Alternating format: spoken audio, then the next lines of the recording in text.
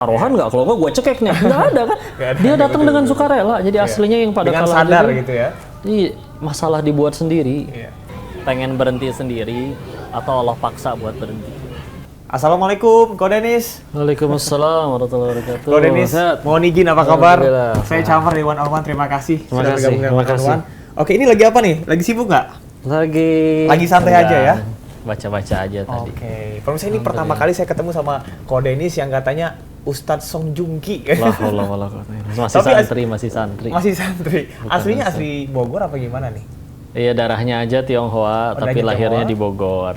Oke, jadi orang Bogor, orang Korea atau orang Thailand nih? Katanya orang Thailand juga nih. Kewarganegaraan KTP sih Indonesia. Indonesia. Darahnya keturunan Tionghoa, tapi ya itu mah nggak bisa milih lah. Mau terlahir di mana, keluarganya siapa, tapi kita bisa milih mau wafat dalam keadaan seperti apa. Mudah-mudahan husnul khotimah. Amin, amin, amin, luar biasa. Ini Insya Allah. baru opening aja udah memberikan berkat dan juga inspirasi yang luar biasa. Amin. Sehat ya? Asli Ko Denis diizinin ya? sehat, alhamdulillah. Alhamdulillah. Sehat Camar, sehat. Alhamdulillah. Ini juga saya pertama kali ketemu Ko Denis tuh berasa ini juga ya. Tadi sebelumnya kita kan sempat ngobrol juga kan. Iya. Berasa saya ketemu sama teman-teman saya yang di Thailand karena Masya dulu juga Allah. pernah di Thailand. Heeh, Nah, kalau Ko Denis alhamdulillah. gimana nih? Dulu di Thailand juga apa gimana?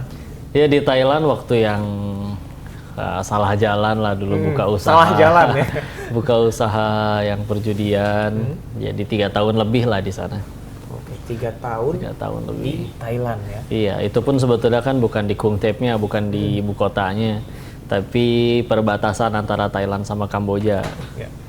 Itu pada saat itu di tahun 2014 ya. 2014. 2014. Judinya bandar judi biasa atau judi online? Pada saat itu sudah ada.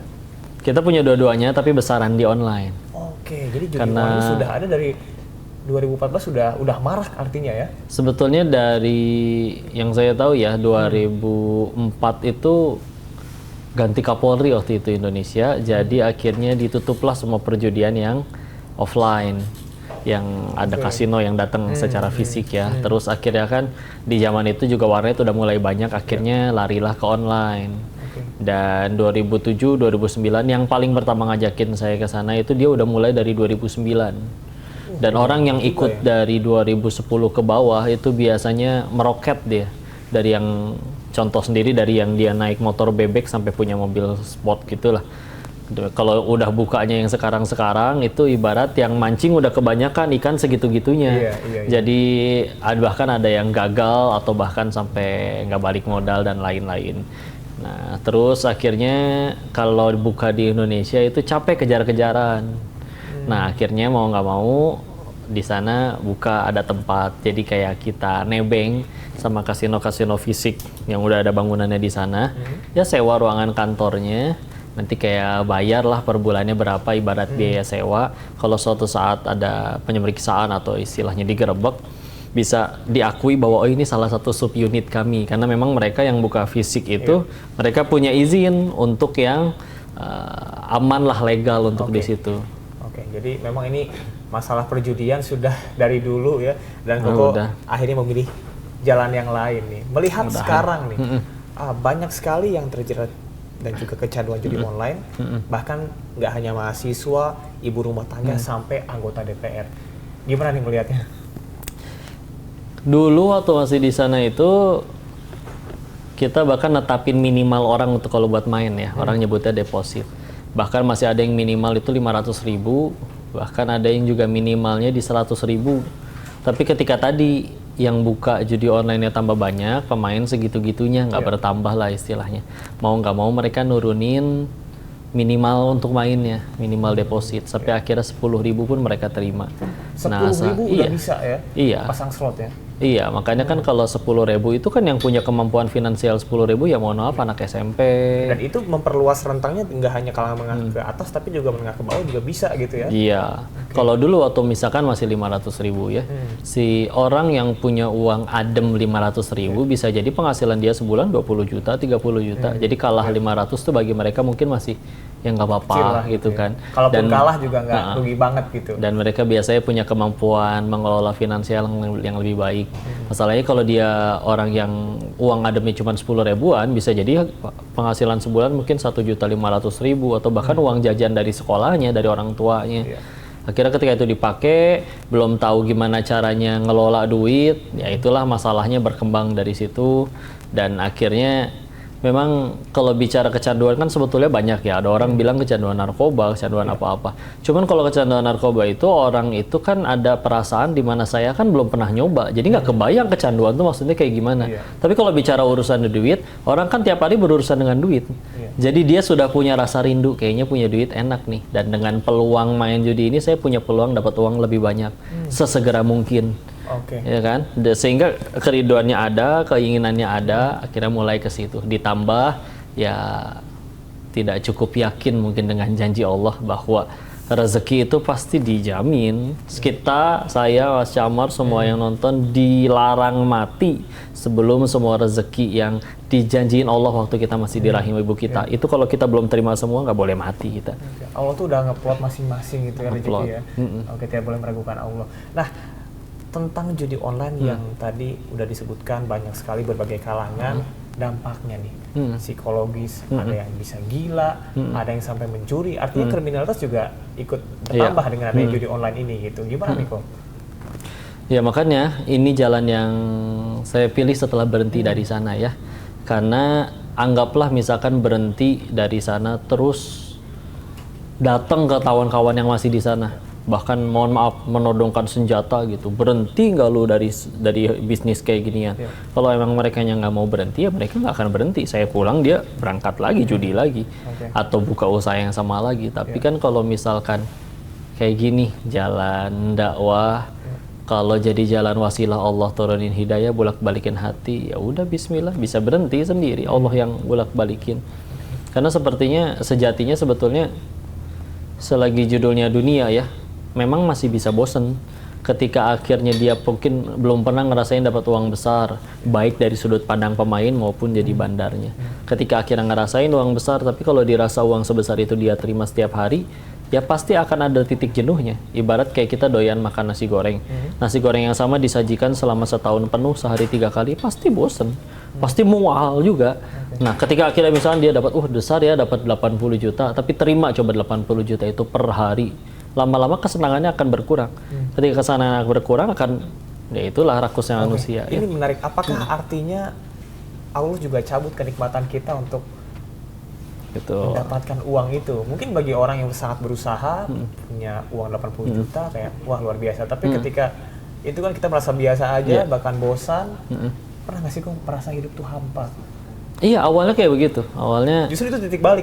Iya, karena kan sebelum ke sana jujur memang ada ujian kesempitan rezeki ya. Ada kondisi waktu itu ya ayah sempat sakit, usahanya gulung tikar, ada utang yang tidak sedikit nominalnya, anak pertama dari 4 bersaudara. Jadi itu ujian kesempitan dan ngerasa kayaknya punya uang banyak itu enak ya. Sehingga ketika akhirnya udah di sana pun kami sampai di satu titik kesimpulan bahwa orang yang pada pengen kaya tuh kayaknya alasan utamanya satu, yaitu ya mereka belum pernah kaya aja. Mereka belum pernah rasain. Belum pernah kaya. Karena orang yang udah pernah benar-benar ngerasain kaya, ya dia sadar betul. Dia bisa beli 1000 porsi, bahkan bisa beli 1000 restoran. Tapi dia sadar perutnya cuma muat 1 porsi. Tapi kalau orang yang belum pernah kaya kan, kayaknya itu makanan daging senikmat itu luar biasa. Padahal kan tempe bacem yang nyaris basi, sama steak tenderloin yang harganya jutaan. Kalau mau jujur bedanya kan cuma 5 cm di sini doang. Begitu udah ketelan, sama aja, apalagi pas keluar sama-sama bau. Nggak ada makanan. Kenapa makanan mahal begini? Oh iya nanti keluarnya wangi. Nggak mungkin, tetap bau. Makanya sampai ada istilah OKB, tahu nggak? Orang kayak baru ya? Orang kayak blow on. Orang kayak blow on. Iya, karena belum bukan tahu, baru lagi belum blow on, ngerti. Ya? Jadi akhirnya penasaran apapun dilakukan karena menurut dia, oh kaya tuh senikmat itu. Bagi yang udah di sananya, ya salah satu fakta yang saya dapati di sana, waktu akhirnya jenuh ya. Udah dapat segini banyak, awalnya seneng, tapi kok lama-lama biasa aja. Mungkin saya cuma kurang kaya. Akhirnya gaul sama yang lebih kaya. Ternyata di sana masalahnya lain lagi. Ada yang anaknya mohon maaf kecanduan narkoba, ada yang istrinya lari dengan laki-laki lain, baru dibeliin istrinya mobil mewah baru, tapi dia bawa mohon maaf bawa berondong berzina di situ istrinya. Jadi nggak ada yang berakhir dengan bahagia. Nyari sampai bersikeras ke beberapa kasino yang udah ada di sana. Dan pengen tahu, masa sih nggak ada yang berakhir tetap bahagia, dikelilingi anak cucu hangat, nyaman, damai, tanpa ada masalah.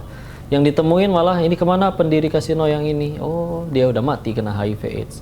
Di kemana pendiri yang ini? Ya kan agak gila ya, anak-anaknya overdosis narkoba semua. Nggak ada yang berakhir bahagia. Beneran nggak ada yang berakhir bahagia. Dunianya mulai membosankan. Yang udah di situ juga nggak pengen selamanya. Yang udah benar-benar lebih lama nggak ada yang happy ending. Saya kehilangan alasan untuk tetap di sana. Jadi ya tetap berarti saya cepat atau lambat harus berhenti juga dong. Nggak mungkin gitu selamanya. Di akhirnya sudah berhenti. Oke, baik, artinya dari titik balik tersebut ada Koko memilih jalan lain. Kalau bisa diceritakan kembali, mohon izin kok. Pada saat itu ayah Anda juga buat kasino di Indonesia ya? Dulu Bahkan itu salah satu dulu. yang Saya terbesar waktu itu masih tahun kecil. berapa tuh? Itu berarti 2004 ke bawah. Saya kan lahir 91. Ya dulu bahkan kan belum ada internet, nggak kayak sekarang ya. Sekarang tiap handphone pegang internet ya.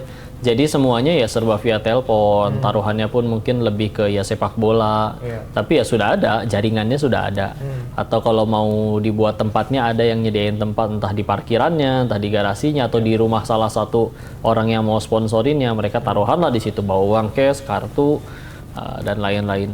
Jadi setelah sudah ada dan memang dulu ya orang-orang Tionghoa datang ke Indonesia kan ada, mereka tuh nggak punya pilihan, mau nggak mau ada yang kayaknya dari dagang, tapi kalau tidak sanggup untuk kayak jualan, dagang, ya akhirnya mau nggak mau dengan jalan yang biasanya memang ya dari dunia hitam lah.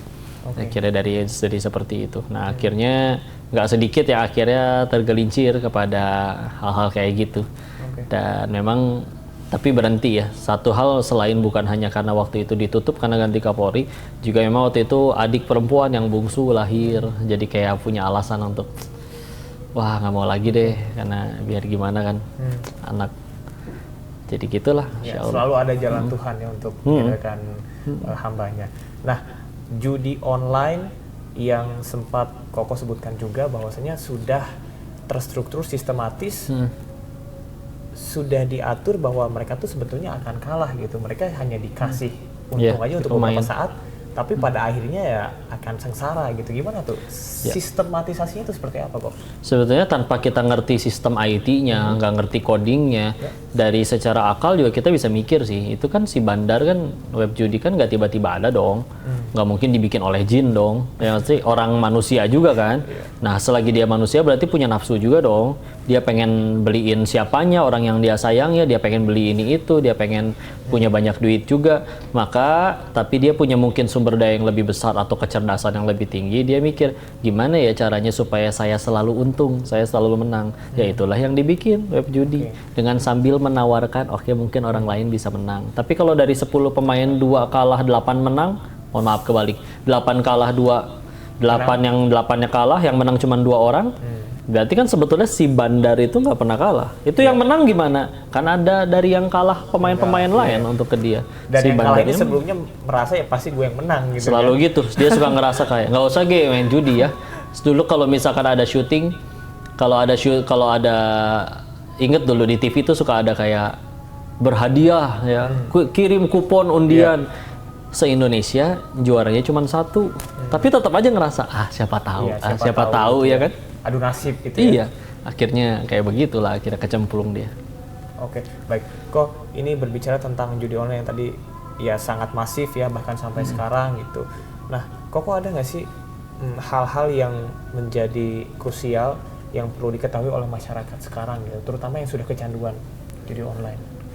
Apa yang pengen Koko sampaikan? Iya, satu hal yang pasti, rezeki itu udah ada yang jamin ya. Kita mau pakai cara halal, mau pakai cara haram, kalau kata Allah di bulan itu rezeki kita misalkan anggaplah 100 miliar. Maka di bulan itu mau pakai halal, mau pakai haram, tetap dapatnya 1 miliar. Nggak mungkin nggak. Kita mau udah terkapar di ranjang, kata Allah masih ada rezekinya, masuk pasti lewat infus. Cuman kan bedanya kita ada yang dapat 1 juta, tapi dengan cara halal, berarti dia dapat 1 jutanya plus pahala. Tapi ada juga yang dia tetap dapat 1 juta, tapi dengan cara haram, berarti dapat 1 jutanya plus dosa. Jadi kan sama nominalnya nggak berubah.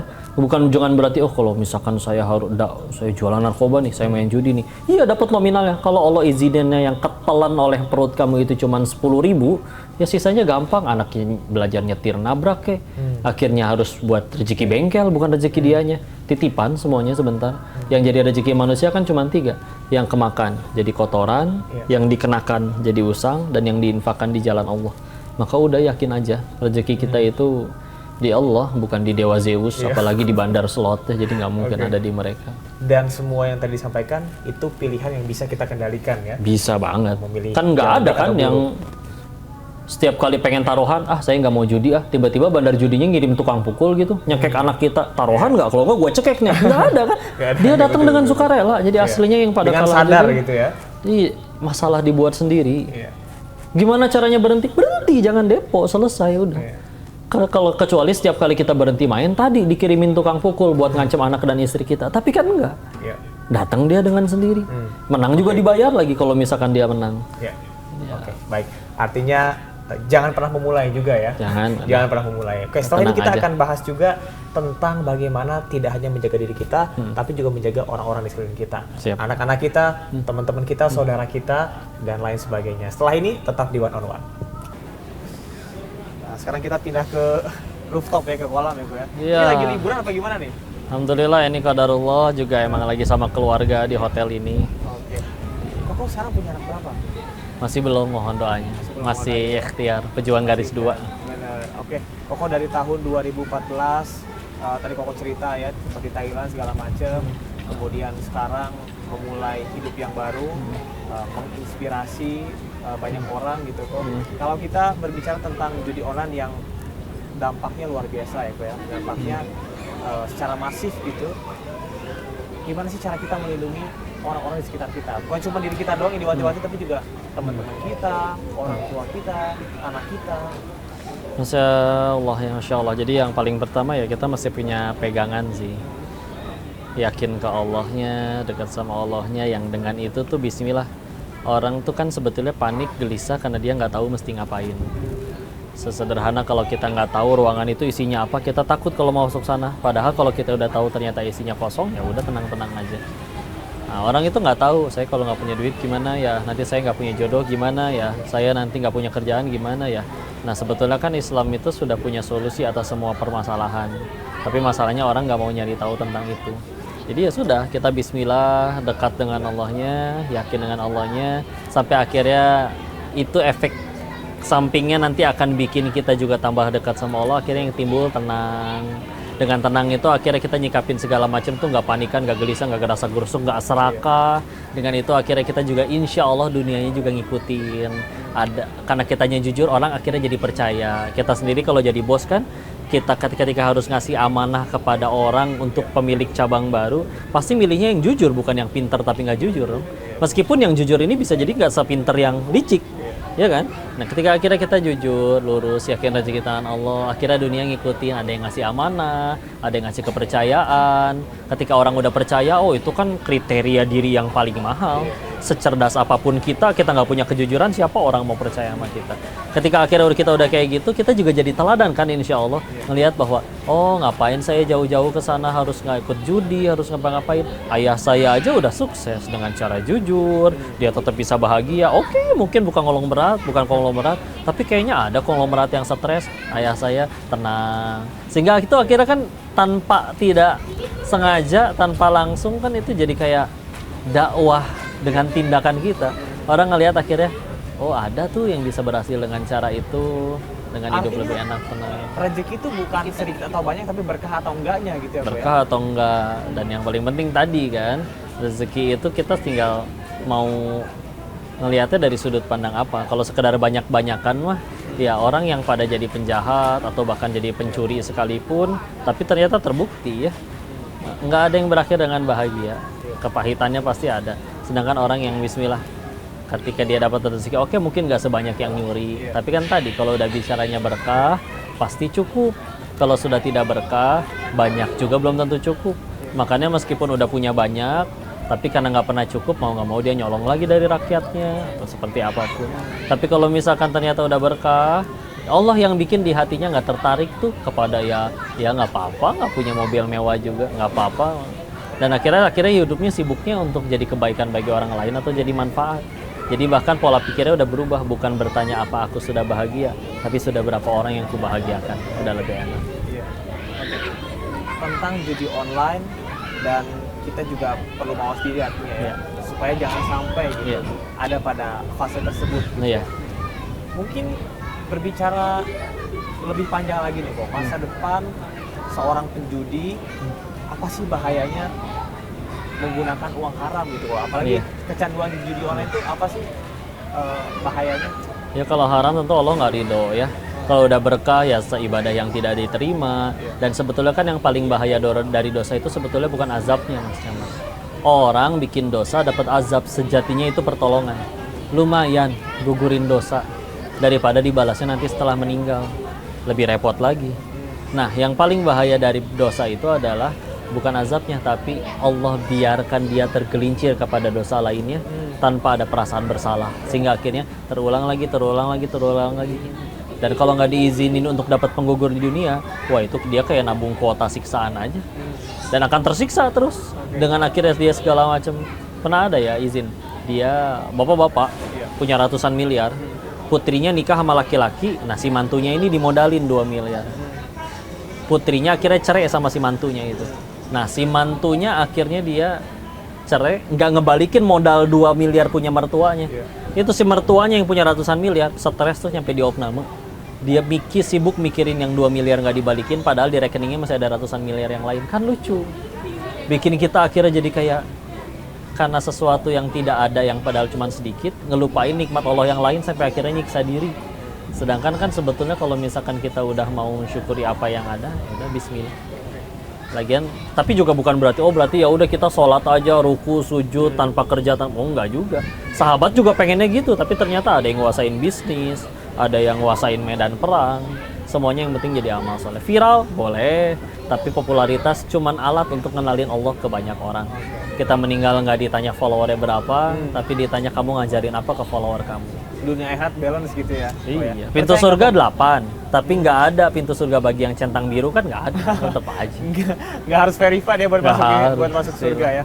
Oke. Kok percaya nggak bahwasanya uang haram itu atau uang dari judi online misalnya itu berpengaruh terhadap diri kita, hati kita jadi tertutup, hati kita jadi keras, kita nggak punya empati sama orang. Betul. Pasti apa yang kita makannya itu kan jadi diri kita ya. Dan ketika dosa itu dilakukan terus-menerus dan berulang-ulang, itu pilihannya cuma 2. 1, Allah buka aibnya. Karena bisa jadi Tuhannya dia itu bukan Allah, tapi Tuhannya mulut orang. Karena akhirnya dia nggak peduli dengan dirinya. Karena aslinya kan setiap kali kita bikin dosa, yang rugi itu kita, bukan Allahnya. Iya kan? Nah karena kita nggak sayang sama diri kita, mau nggak mau akhirnya dibuka. Ketika akhirnya dia malu karena diomongin orang, ada yang berhenti. Nah pilihan yang keduanya, kalau misalkan sampai nggak berhenti juga padahal udah dibuka, pilihan yang kedua dari dosa yang terus menerus adalah Allah biarin dia mati dalam keadaan kayak gitu. Itu lebih naudzubillah. Pernah ada tokoh ya, izin tidak sebutkan nama, meninggal tanpa busana di hotel remang-remang dengan sesama jenis, sesama laki-laki. Kan hina gitu kan. Tapi pikirannya gini, apakah mungkin Allah yang segitu baiknya sengaja mematikan hamba dengan keadaan sehina itu, kalau itu dosa baru pertama kalinya? Kayaknya kan nggak mungkin. Makanya biasanya orang yang kalah judi terus datang minjem duit, ketika saya tanya izin, kamu baru pertama kali judi sampai seancur ini langsung sehabis-habisan kayak gini, atau udah nggak kehitung berapa kali? Jawabannya sama semua, nggak kehitung berapa kali. Dia udah nggak tahu. Karena udah terus menerus, mau nggak mau itu yang kejadian. Bukan Allah benci, pertolongan. Tapi kenapa dia menderita? Tadi Tuhannya masih duit soalnya. Untuk menghindari judi online salah satunya adalah dengan melakukan aktivitas yang positif, mendekatkan diri kepada Tuhan. Nah kalau Koko sendiri ada nggak kiat-kiat untuk kita semua supaya terhindar gitu? Apakah kita fokus pada hobi yang positif atau pergaulan juga mungkin berpengaruh? Kalau yang itu berarti semua udah pada tahu ya, kegiatan positif atau juga lingkungan. Maka saya fokus kepada yang semua orang punya deh, akal. Ya, akal ini kan fungsinya untuk nyari tahu nih. Depan ular tuh, ya udah saya nggak belok kanan, ada ular saya belok kiri aja. Itu kan fungsinya akal kan. Maka yuk kita lihat, kita sama-sama pengen dapat duit, terus kita ngarepin rezeki kita kepada manusia yang juga pengen duit. Ya itu namanya bandar judi. Kan lucu gitu.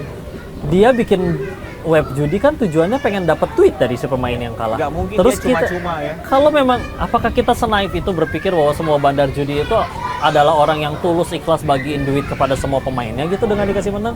Mustahil. Kalau dari awal mereka niatnya pengen bagi-bagi duit, yang mereka bangun lembaga zakat infak sedekah, bukan web judi. Karena mereka juga pengen menang. ya udah, jadi akhirnya nggak masuk akal kalau kita nyerahin rezeki kita ke manusia yang sama-sama pengen ya punya rakus sendiri, punya syahwat sendiri. Oke. Kok terakhir, kesempatan untuk bertaubat itu adalah ketika kita sudah tidak bisa lagi bernafas gitu ya. Iya, sebelum nyawa sampai kerongkongan. Sebelum nyawa sampai kerongkongan. Untuk mungkin yang saat ini terpikirkan, oh kayaknya gue pengen berhenti. Iya. Saatnya saya menghindari ataupun juga meninggalkan dunia judi gitu. Apa yang ingin kau sampaikan? Ini udah ada kesuksesan niat nih. Ya, kesuksesan terbesar seorang penjudi itu satu ya, kalau berhenti. Dan pilihannya cuma dua, pengen berhenti sendiri atau Allah paksa buat berhenti. Nah saya dipaksa dulu. Jadi ya sudah, ketika udah yakin udah harus berhenti, segera. Karena kita nggak ada yang tahu masih ada besoknya atau enggak. Memang betul 60 tahun maksiat bisa dihapus dengan 1 hari tobat. Cuman kan pertanyaannya siapa yang janjiin kita masih ada umur 60 tahun itu. Segera mungkin aja lah. Bertobat sesegera mungkin. Berhenti sesegera mungkin. Ya. Dan kalau emang Allah udah nggak mau ngampunin kita, kan mudah matiin kita waktu lagi maksiat. Pertanyaannya kenapa ini kita masih pada hidup? Allah nungguin kita tobat. Jadi pasti diampuni, nggak mungkin nggak. Kalau Allah udah nggak ada niat ngampunin kita udah mati dari lama. Pilihan dengan sadar untuk berhenti atau terus lanjut. Oke. Setelah ini kita akan berbincang juga nih tentang pengalaman Koko. Tadi sudah disentuh sedikit apa yang membuat Koko akhirnya melepaskan dunia kelam itu. Tapi nanti kita akan lihat lagi kisah-kisah inspiratif lainnya setelah jeda pariwara berikut ini. Tetaplah di One on One. Silakan Kok. Alhamdulillah. Ini sebenarnya salah satu kenikmatan ya. Sore-sore bisa ngeteh. Ini daunnya entah dari kebun belah mana, tahu-tahu nyampe di sini langsung jatuh, sangat nikmat. Bahkan bernafas aja ada mungkin saudara-saudara kita yang bernafas pun perlu bantuan. Nanti ini kan berkat Tuhan ya. Enak banget loh, kalau nantangin 2 kali di Al-Quran ini kan ini amatkan Allah kita tuh suhat. Surat 16 ayat 18 atau 14 Ibrahim ayat 34. Kalau kamu pengen ngitung-ngitung nikmat Allah, maka kita nggak akan sanggup menghitungnya.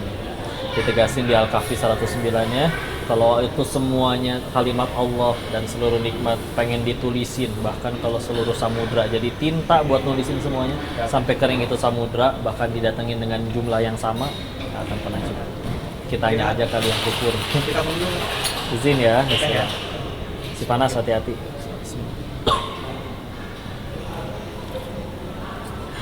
Alhamdulillah. Oke. Kok Denis? Iya. Tadi yang seperti sudah disampaikan bahwa Koko ini sebelumnya pernah di Thailand. Titik balik mungkin bisa diceritakan lagi secara lebih gamblang gitu. Yang bikin akhirnya Koko saya mau mencoba. Iya, awalnya kesananya mah gara-gara belum pernah ngerasain kaya, jadi kayaknya kaya itu enak. Begitu nyampe sana justru malah kaya. Allahnya nih kamu cobain sendiri, bahagia atau enggak. Awalnya senang memang dapat uang segitu banyak, tapi ketika akhirnya terus menerus dengan jumlah yang sama, lama-lama ya mati rasa juga. Terus mikir, oh kayaknya untuk sayanya aja kali yang kurang kaya. Ketemu yang lebih kaya tadi lah, ada yang stres, dia punya uang sekian banyak, duit bukan masalah, tapi bisa iri dengan di pinggir jalan ada ibu yang lagi disuapin makan jeruk sama anaknya, karena dia bilang anak saya nggak pernah tuh nyuapin makan kayak begitu. Padahal anaknya kuliah di London, di Jerman, duit bukan masalah. Tapi ya ternyata kayak gitu, anaknya kurang ajar, istrinya punya berondong lagi, dan bahkan masih bersikeras pokoknya saya nyari yang lebih kaya, tapi sampai akhir hidupnya dia happy ending gara-gara bisnis kayak ginian, ya ternyata memang ya itu dia tadi nggak ketemu. Artinya rasa syukur dan bahagia itu bukan miliknya orang kaya, tapi milik orang yang legowo, orang yang ada di jalan Tuhan gitu. Yang ada di hatinya, bahagia itu dari situ. Kata la ilaha illallah kan diterjemahinnya suka tiada Tuhan selain Allah, padahal kan Tuhan tuh Rob itu. Rabbi, Tuhanku, Robbana, Tuhan kami. Ilah tuh lebih tepatnya sesembahan. Nah sesembahan maknanya meluas, salah satunya adalah apapun yang mendominasi hatinya. Gak gampang lihat orang sedih atau enggak tuh, lihat aja isi hatinya apa. Kalau dia sholat sih sholat kok, tapi ketinggalan sholat nggak pernah nangis, pas hilang duit baru nangis, ya udah berarti gilanya duit. Sholat sih sholat, tapi ketinggalan sholat nggak pernah nangis, giliran gagal nyalek gila, ya berarti di hatinya ya jabatan. Tinggal kita mau sampai kapan nih naro selain Allah di hati. Padahal lihat anak-anak dibanding kita lebih kaya dari anak-anak, kita lebih punya ilmu daripada anak-anak, tapi kok lebih sulit bahagia daripada anak-anak. Sederhana, anak-anak kan nggak punya pesaing Allah di hatinya. Kita makin gede punya pesaing Allah, ya Allah gini ya rasanya viral, gini ya rasanya dipuji, Kita udah gini ngerti ya popularitas, rasanya udah ngerti duit gitu ya. sampai tanpa sengaja kita jadikan itu pesaing Allah. Makanya ada orang kalau di kota besar, percuma gaji segini, saya bahagianya nanti kalau udah seperti dia. Kenapa harus kayak gitu? Kita dulu kan pernah jadi anak kecil yang bahagianya tanpa alasan. Kenapa makin gede, makin pinter, makin berilmu, malah makin banyak alasan bahagianya? Kok Aneh. ini kok berapa bersaudara kalau boleh tahu? Saya 4, anak pertama dari 4 saudara. Anak pertama dari 4 bersaudara. Iya. Ini kan luar biasa ya. Artinya kok memutus mata rantai supaya nggak ada lagi nih yang jadi bandar judi. Apa sebetulnya yang kau rasakan ketika akhirnya dia stop ya saya aja, dia stop di saya, akhirnya saya jangan. Sebetulnya waktu di awal bahkan belum ke situ mikirnya, lebih ke kayak dunianya mulai membosankan, yang ada di sana juga nggak pengen selamanya di dunia itu, dan yang udah benar-benar lebih lama di situ pun nggak ada yang happy ending. Makanya saya balik lagi tadi bilang, oh saya nggak mungkin selamanya nih, tinggal cepat lambat mau benar-benar berhenti karena kepaksa atau berhenti sendiri. Nah, daripada nunggu dipaksa akhirnya berhenti sendiri. Tapi ketika akhirnya berhenti memang lebih ke, karena sejatinya setiap kali kita berbuat salah itu kan sama aja kayak kita lagi zolimin diri sendiri. Makanya kan kata dosa di dalam Quran itu ada dengan istilah zolam tu nafsi, zolim kepada diri sendiri. Karena setiap kali berbuat salah yang rugi bukan Allah tapi kitanya. Jadi semakin kita banyak bikin yang Allah nggak suka, sejatinya kita lagi jahatin diri sendiri. Sedangkan kan orang berakal nggak suka untuk nyiksa diri sendiri. Maka mau sampai kapan ini ngelakuin hal-hal yang kontradiksi, pengen bahagia, tapi kita selalu menyiksa diri kita sendiri dengan berbuat dosa. Yang dosa itu adalah zolim ke diri sendiri kan. Nggak nyambung ini. Sedangkan dibilang bodoh nggak mau, dibilang tidak berakal, padahal punya akal ngakunya. Jadi ya sudah, itu salah satu triggernya juga. Ini kok 4 bersaudara, kan banyak yang ngira awalnya koko ini adalah mu'alaf, tapi justru dari lahir memang sudah muslim ya? Iya, Ayah mu'alaf. ayah mualaf karena nikah sama ibu sudah muslim dari lahir. Tapi emang ya beginilah, nggak bisa milih, terlahir fisiknya seperti ini, kayak engko-engko, udah gitu besar Kayak saya. opa-opa Korea katanya. Ya besar lama dengan nenek ya, beliau Buddha jadi dikasih makan babi. Udah gitu TK sampai SMA sekolah Katolik, nyari duitnya juga di Thailand.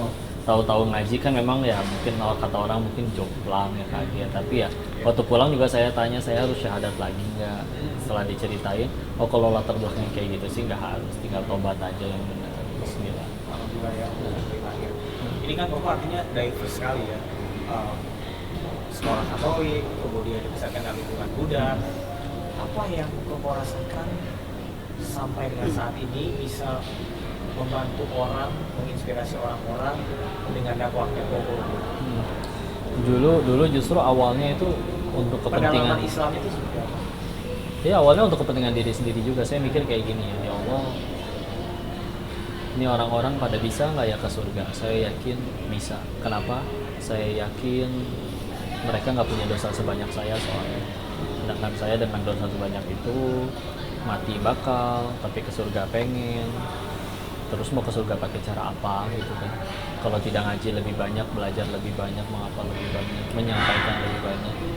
Maka ya sudah, ngelakuin ini ya.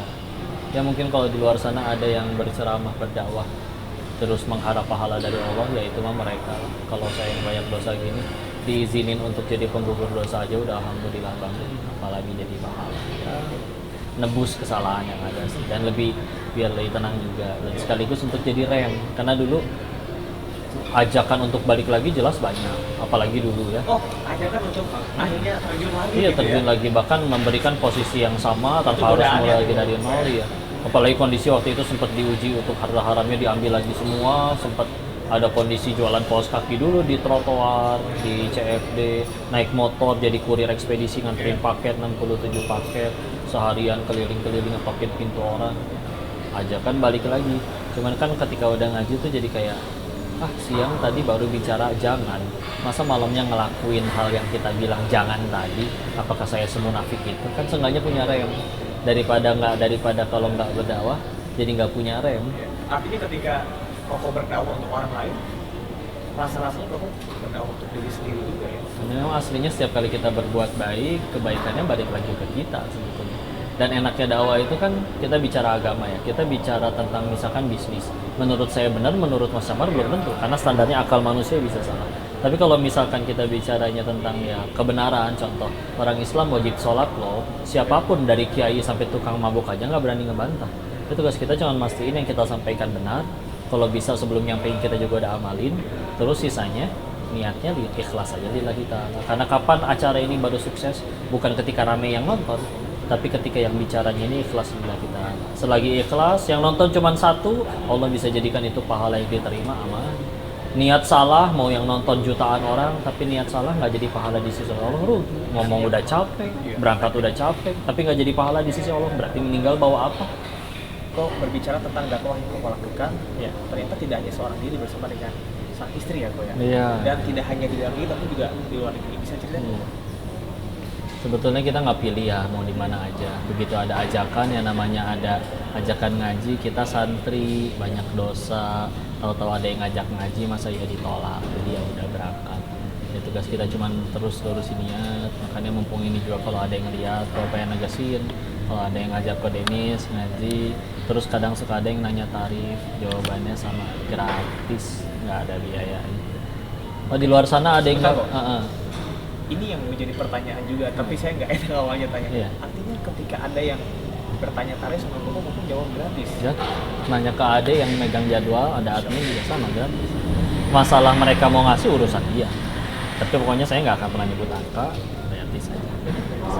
Kalau di luar ada yang narif, ya mungkin mereka lebih mulia. Saya mah banyak dosa, jadi ya gratis saya. Sedangkan ya dulu orang-orang soleh terdahulu juga nggak narif, nggak apa. Jadi lebih mudah aja ngejaganya. Oke.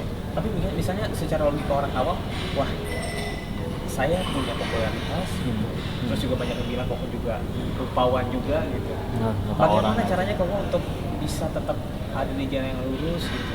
Tidak sombong, tidak memanfaatkan itu, tidak tidak jadinya orientasinya kan dunia ya Koko, tidak seperti itu. Apa tuh Kok kiat-kiatnya? Karena mungkin ini juga dirasakan tidak hanya oleh saya, teman-teman, tapi juga mayoritas orang. Ya kudu kenal Allahnya. Aslinya kan semuanya, aslinya kan setiap kali kita dipuji itu faktanya dua. Satu, kita dipuji karena aib kita ditutup sama Allah. Allah tahu dan kita tahu kita kalau sendirian ngapain aja. Masalahnya kan orang nggak tahu. Kalau orang tahu juga udah bubar tongkrongan. Dua, sejatinya kalau kita dipuji itu aslinya Allah yang dipuji. Contoh dipuji, dia cantik ya. Emang dia desain wajahnya sendiri waktu di rahim ibunya? Enggak. Jadi kan aslinya yang nentuin orang itu mancung, rambutnya gimana, kulitnya gimana, kan Allah. Terus layakkah kita ngerasa sombong atas sesuatu yang sebetulnya tidak kita upayakan? Kan aslinya mah nggak nyaman. Terus semuanya punya Allah. Inna lillahi wa inna ilaihi rajiun. Al-Baqarah 156. Kalau semuanya punya kita, terserah kita dong kapan mau kita tahan. Nggak akan ada orang yang bisa jatuh miskin. Tapi karena semuanya punya Allah, ada yang mau ditahan kayak gimana, pakai brankas, pakai bodyguard, kata Allah diambil, selesai urusan.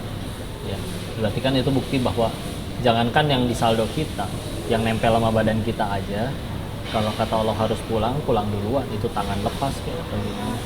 Terus kita masih begitu mengagung-agungkan. Bukan berarti nggak boleh punya sih, silakan mau viral, silakan mau kaya, tapi semuanya baru jadi kebaikan kan standarnya satu, kalau bikin kita tambah dekat sama Allah. Kalau bikinnya tambah jauh dari Allah, meskipun kita suka, jadi lalai, jadi nggak mau sholat dan yang lain-lain, sejatinya musibah. Nah, definisi nikmat dan musibahnya itu yang mesti benar dulu. Karena kalau bagi kita nikmat adalah sekedar keinginan terkabul, ya mau sampai kapan kita dapat hal sesuai keinginan juga nggak akan bahagia. Oke. Tapi apakah artinya dengan seperti itu kita nggak boleh hijab dunia? Justru disuruh Nabi, kita diajarkan dalam agama itu kan justru kamu hiduplah sebagaimana kamu akan hidup 1000 tahun lagi, dan beribadahlah sebagaimana kamu akan mati besok. Boleh ngejar dunia, kayak tadi dibilang sahabat juga kan banyak yang sebetulnya pengennya nempel sama Nabi terus, tapi ternyata ada yang malah jadi kaya luar biasa seperti Abdurrahman bin Auf. Tapi tadi semuanya tetap bisa jadi kebaikan asal semuanya jadi alat untuk tambah dekat sama Allah. Berkuasa boleh nggak? Boleh, tapi kekuasaan cuma alat untuk kenalin Allah kepada sebanyak-banyaknya orang. Coba kita ngingetin sesama karyawan, bro zakat dong, kan gaji lu gede, siapa lu ngatur-ngatur gua? Coba kalau yang ngomong bosnya, bulan depan potongnya 2,5% buat zakat, nggak suka ya udah resign aja, mumpung punya kuasa, jadi alat aja kuasa. Viral begitu, uang juga begitu, yang penting tambah dekat sama Allah. Tambah dekat dengan Allah. Kalau terakhir pesan yang ingin disampaikan, kalau tadi kan untuk yang sudah berkecimpung di perjudian kemudian ingin bertaubat, tapi sekarang pesannya untuk masyarakat luas yang mungkin kita nggak tahu, bisa aja diri kita sendiri atau justru yang terkena judi online itu yang kecanduan itu bisa anak kita, bisa orang tua kita. Apa yang ingin Koko sampaikan sebelum terjadi atau bahkan yang sekarang saat ini sedang berkecimpung di perjudian online? Semuanya kan pengen bahagia ya, nggak ada orang yang pengen menderita. Masalahnya bahagia itu kan di hati, dan hati itu yang bolak-balikin tuh Allah, bukan rekening kita, bukan popularitas kita. Maka ya sudah, deketin Allah. Masalahnya ketika kita deketin Allah, kita tuh boleh minta, tapi coba ya bayangin nih, kalau kita punya anak terus nanya ke anaknya, "Nak, mau dibeliin mainan apa?" Bayangin kalau si anak malah jawab, "Seridonya Abi aja." Dijamin itu kita bakal ngasih lebih baik daripada yang diminta. Daripada si anak misalkan, "Pokoknya aku mau mainan ini, pokoknya aku mau handphone ini," tetap kita kasih, tapi kan ada perasaan, "Kok ya gitu amat," gitu. Ya, bayangin kalau akhirnya kita ngelakuin kayak gitu. Penting kau ridho ya Allah. Karena aslinya sebelum kita doa juga Allah udah tahu kita mau minta apa. Cuma kan berarti esensi kita doa itu apa? Supaya kita sadar, oh iya ya, saya teh hamba. Saya pikir masalah ini kecil, uang banyak, teman banyak, kok nggak beres-beres. Iya benar, berarti saya cuma hamba. Atau dibalik, masalah berat, teman nggak ada, uang nggak ada, kok selesai gitu aja? Iya juga, ternyata saya cuma hamba. Ketika akhirnya kita makin nunduk, makin melepasin semuanya pada Allah, bismillah, pasti Allah kasih. Karena kalau mau jujur lagi, yuk, apa tuh yang lebih berharga daripada ridhonya Allah?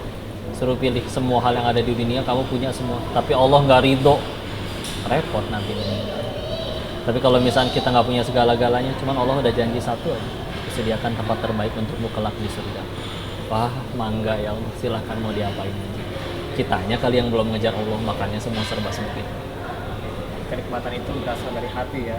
Hati kita isinya apa ya, Pak? Iya. Oke, baik. Terima kasih. Kasih Pak Dennis banyak atas waktunya hari ini, dan kita harapkan bahwa banyak sekali ya hikmah yang bisa kita lihat dari pengalaman Pak Dennis, termasuk salah satunya adalah bagaimana kita memulai sesuatu yang baik, kita bisa meniatkan sesuatu yang baik supaya hasilnya juga baik. Dan diharapkan mudah-mudahan nggak ada lagi ya yang terjadi judi online dan judi yang lainnya, karena ya pada akhirnya kebahagiaannya kebahagiaannya hanya ya tidak nyata. Oke.